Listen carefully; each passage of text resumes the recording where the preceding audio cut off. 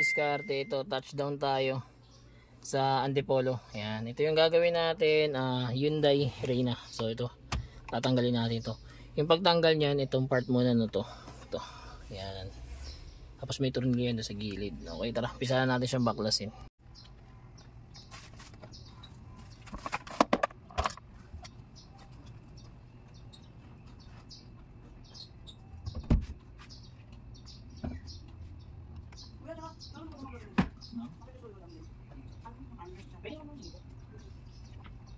Tingnan na po natin. Okay.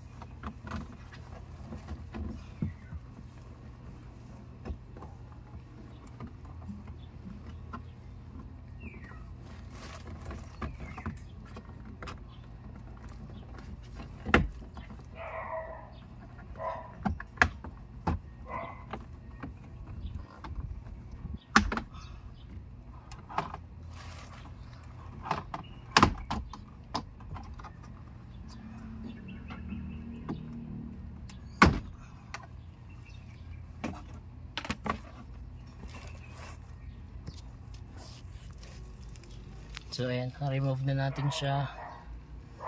Ayan, tapos yan, tornilyo lang. Ayan, kabilaan yan. Okay, tara, baklasin natin yan. So ito na, na-remove natin yung pinaka-stereo nya. Ayan.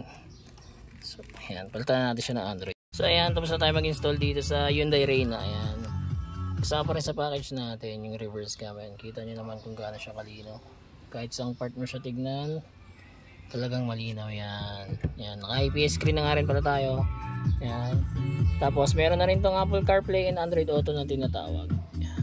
Pili na lang sila dyan. May mga apps na rin. Ayan. Sa mga gusto mo mag-avail, drop message lang. Don't forget to like and follow na rin. Salamat, ingat, ride safe.